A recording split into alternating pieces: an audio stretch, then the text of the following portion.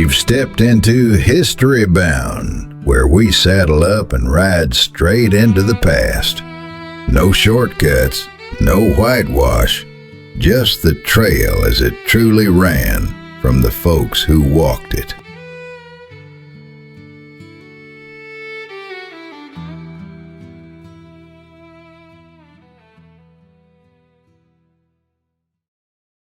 Now, folks, settle in. Kick off your boots, pour yourself a cup of something warm, and pull that chair up close. 'Cause I've got a story for you. A long one, and heavy as a wet mule blanket. It's a tale about gold. Old gold. Lost gold. The kind that makes a man sweat in winter and dream with his eyes open.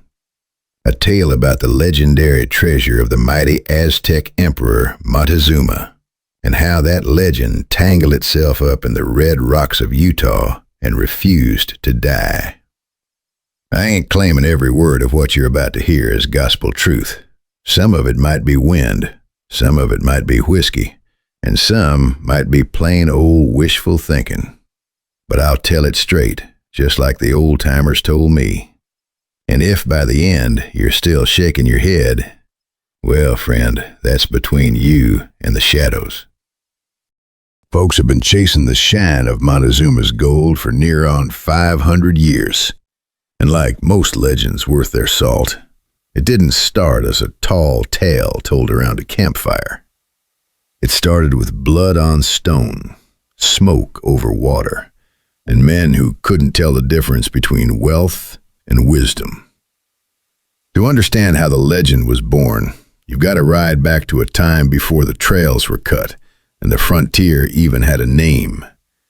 Long before any cowboy ever threw a leg over a saddle in the American West, another world, an empire, rose and fell far to the south. The Aztec Empire. Massive stone temples stabbing at the sky like knives, warriors as fierce as mountain lions, and treasure so rich it made the sun blink twice. Back when an empire stood where Mexico City now spreads its bones. In those days, the Aztec Empire ruled the high valleys of central Mexico, and at its head sat Montezuma Gold, the man history remembers as Montezuma. He wasn't some gold-hungry king counting coins in a vault. Gold to his people wasn't money, it was sacred stuff, sun metal, meant for ceremony and honor, shaped into masks, discs, and ornaments fit for gods and emperors. The wealth of his empire came in steady like river water, paid as tribute by conquered cities. Cacao beans, cotton cloth, bright feathers, jade, obsidian, and yes, gold.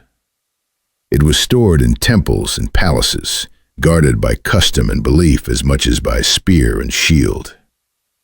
Then came the Spaniards, riding in from the coast in 1519 under Hernán Cortés. They were few in number but heavy with hunger. Hunger for land, for glory, and most of all, for gold. They heard stories as they pushed inland, stories told by rival tribes and passed along by interpreters who didn't always have the right words. Cities paved with treasure, kings drowning in riches. Every retelling added a little more shine, and by the time Cortés reached the heart of the empire, his men were already half drunk on dreams of fortune. Cortés didn't ride alone.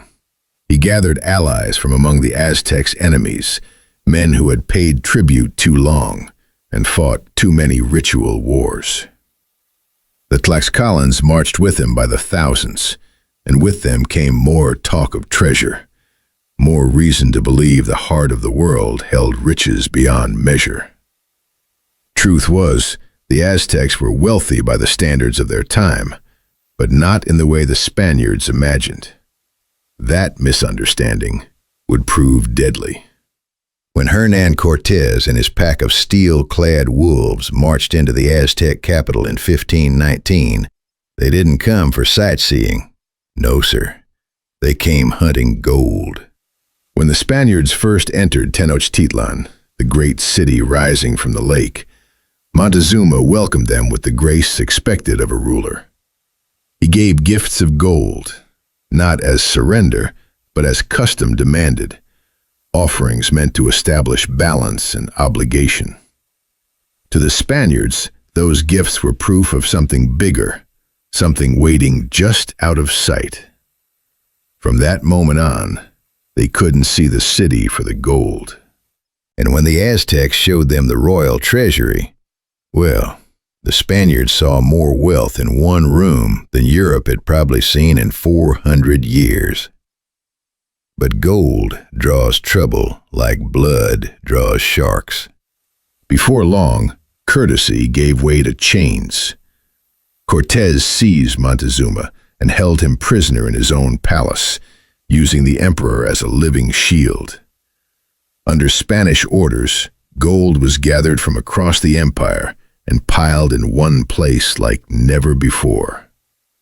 Sacred objects were smashed and melted down into crude bars, their meaning destroyed for the sake of easy transport.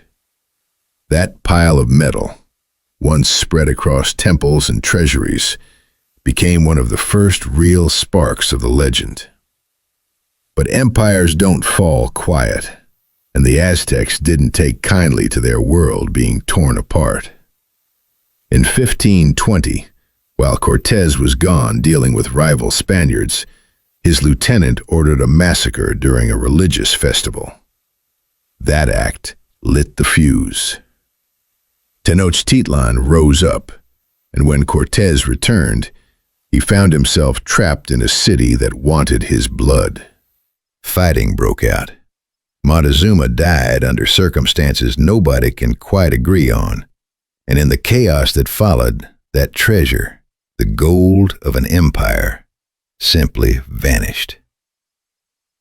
Now the Spaniards tortured, burned, ripped apart temples, and dug through the very bones of the city looking for it. But not one living Aztec ever let slip where that treasure had been hidden. Not one. What followed is remembered as La Noche Triste, the Night of Sorrows. Under cover of darkness, the Spaniards tried to flee across the narrow causeways leading out of the city. They carried as much gold as their backs could bear, and more than sense would allow. Aztec warriors struck from all sides. Men fell into the lake, armor dragging them down, pockets full of treasure pulling them under. Gold sank into the black water, lost among the reeds and mud.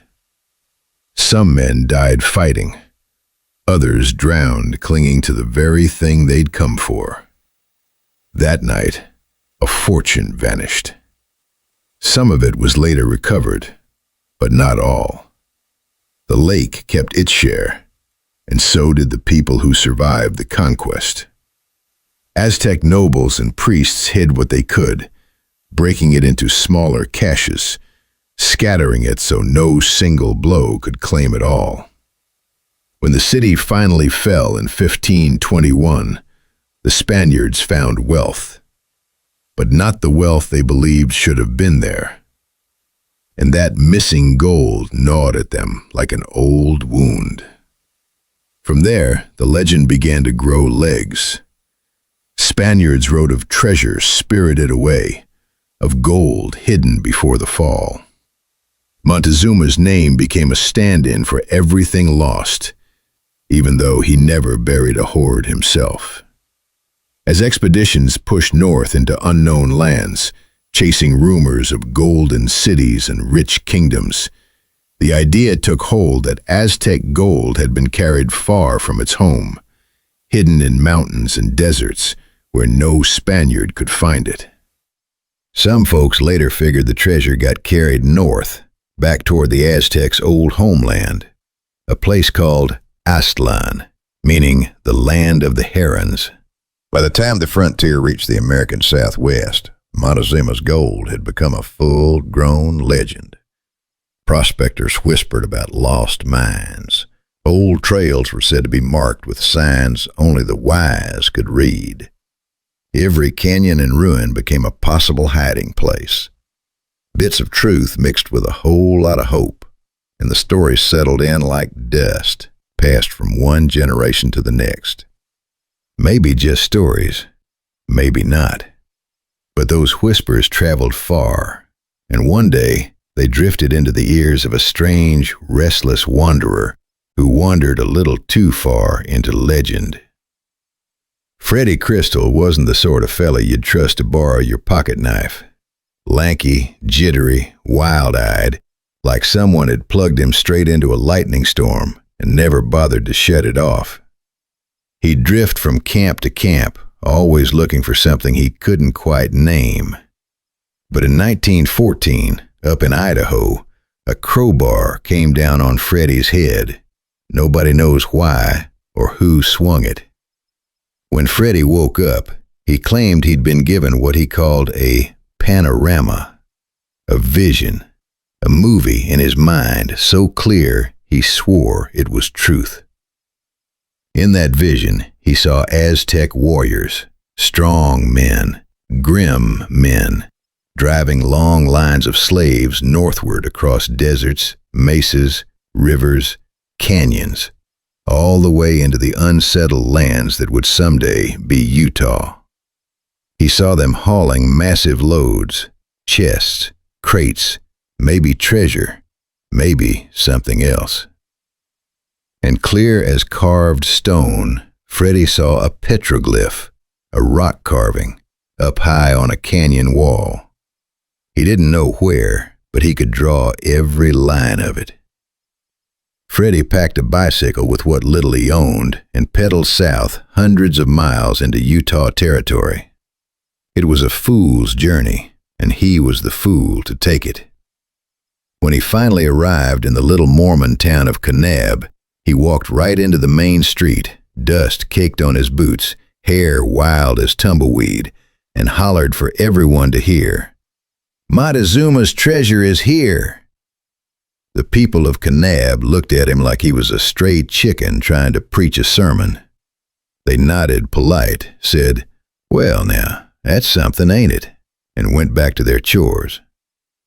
Only one fella, Oscar Robinson, took him in, gave him a place to sleep, a bowl of stew, and the freedom to wander the canyon. And wander Freddy did. 2 years he hunted that carving. 2 years under scorching sun and biting wind. Then one day a farmer blasted rock with dynamite to make a tool shed, and folks realized afterward he'd unknowingly blown apart the very petroglyph Freddy had been searching for. Freddy left town after that, quiet as a coyote slipping off into the night. Most said he'd gone crazy. They were half right. 6 years later, a bicycle rattled once more into Kanab. Freddy was back, older, leaner, and carrying a rolled-up paper like it was holy scripture. He said he'd spent those missing years in Mexico City, digging through forbidden archives, bribes changing hands, dust flying, guards looking the other way. What he'd found, he claimed, was a map, drawn during the Spanish Conquest by an Aztec survivor. Whether that map was real or horse feathers, nobody knows, but Freddy believed every inch of it. The map showed 7 mountains arranged like teeth around a valley, a marsh, a cliff, and steps carved into the rock. Freddy spent weeks climbing peaks, squinting at horizons, turning that old paper this way and that. And then, on Thanksgiving Day, 1922, he stopped dead in his tracks.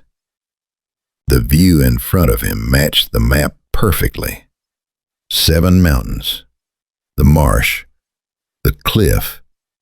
Every piece was exactly where the map said it ought to be. Freddy whooped like a banshee and sprinted home to fetch help. Freddy, Alvin Judd, and Cowhide Adams made for the cliff at first light.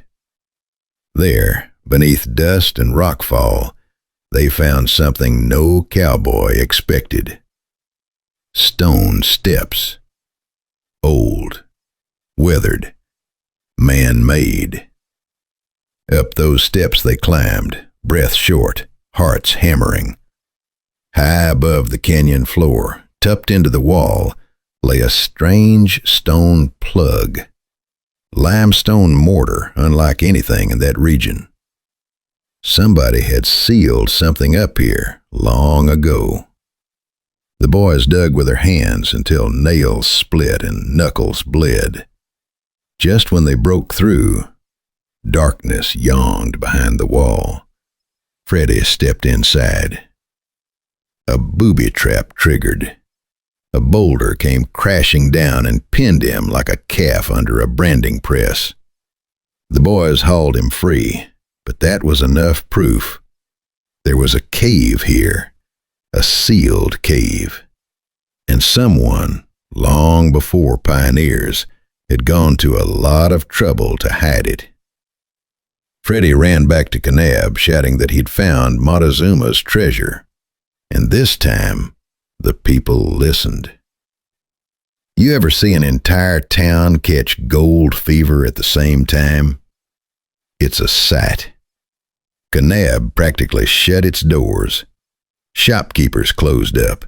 Farmers left fields half-plowed. Mothers packed lunches and led children into the canyon like it was a picnic. Somebody put up tents. Somebody else set up cooking fires. And the town council, made up entirely of women at the time, slapped a $50 fine on anyone who dared speak the word treasure, so outsiders wouldn't catch wind. Work began. Pick, shovel, bucket, pass, dump.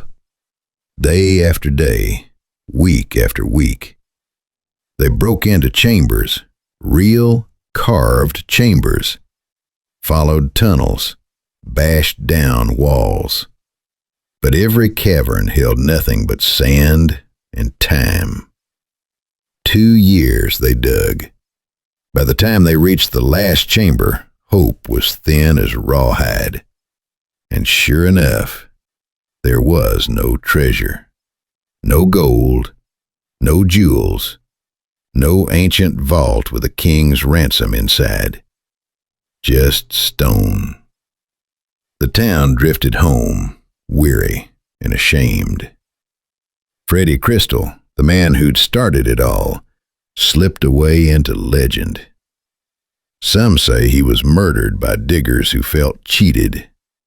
Others say he went mad and wandered into the desert. Nobody knows. And the canyon kept its secrets. The Judd family never let go of the legend.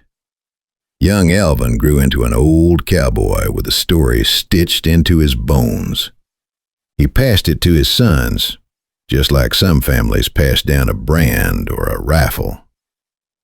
One day in the mid-1970s, a scruffy man named Raymond Dillman rolled up to their ranch in a beat-up green van and asked about some unusual petroglyphs in the canyon.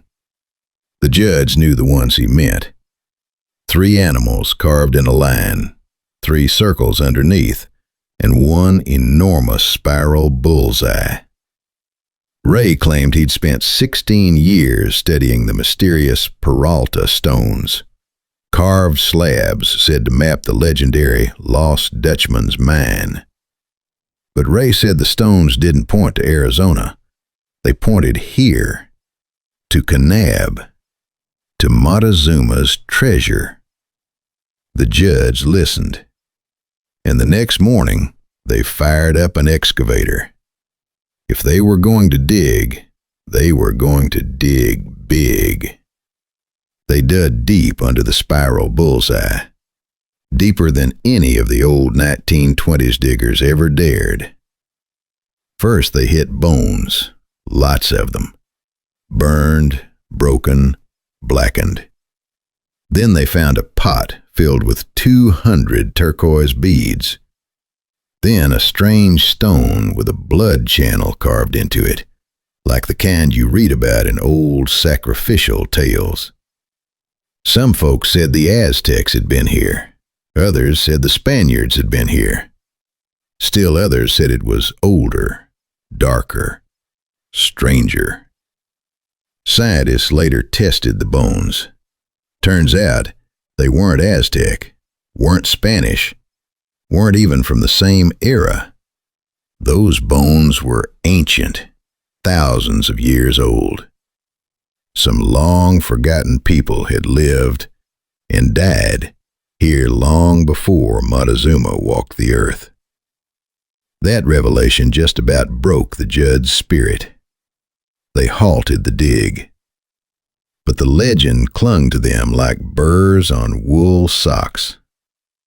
Another fella in Kanab, Brant Child, had a different theory. He believed the treasure wasn't in a cliff or canyon. He believed it was underwater. According to him, the Aztecs had tunneled deep into the earth, filled the valley with water, and turned the whole thing into a lake to hide the vault forever. Brant hired divers, professionals, and that's when things turned strange. Equipment failed despite being in perfect condition. Lights flickered and died. Air tanks shut off underwater. One diver surfaced gasping, claiming ghostly figures had yanked on him in the dark. Then came the night in the motel when propane filled their room like an invisible fog, despite every line being checked, tested, and cleared afterward. Still, they pushed on. Brant finally decided to drain the lake itself, but the federal government stepped in, said the lake was home to the endangered Kanab amber snail. Killing even one snail, they said, would cost Brant $50,000. He gave up on draining the lake, but he didn't give up believing. Later, Brant and a driller drove a bit deep into the earth near the supposed vault. The drill came up dusted with gold flakes. They lowered a camera.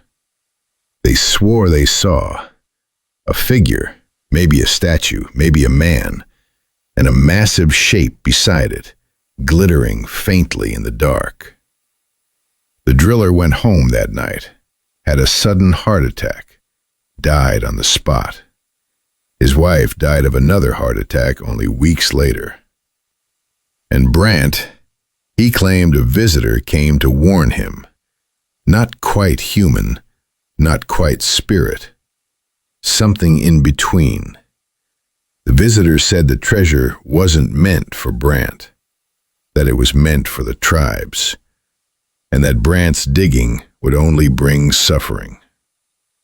Brant walked away from the treasure hunt after that, and he died in a strange, sudden accident in 2002, hit by a horse at night on a lonely road. Coincidence? Curse? You decide. And so here we are, a century of digging, a century of whispers, a century of men chasing a ghost. From the Spanish conquistadors to Freddy Crystal and his panorama, to the Judd boys and their bones, to Brant Child and the Lake of Shadows. Not one man ever took home so much as a single Aztec coin. But the legend? It still rides these canyons, still stirs when the wind moans down the draws, still flickers in the eyes of old ranchers who know more than they'll say. Maybe Montezuma's treasure is out there somewhere, sealed in stone, guarded by time, watched over by spirits that don't care for strangers. Or maybe the real treasure was the fire it lit in men's hearts, the belief that somewhere, just over the next ridge, lies something worth risking everything for. Either way, if you ever ride through Johnson Canyon at sundown and you spot a spiral carved in the rock, or see steps leading nowhere, or feel like eyes are watching from the shadows? Well, friend, that's your business.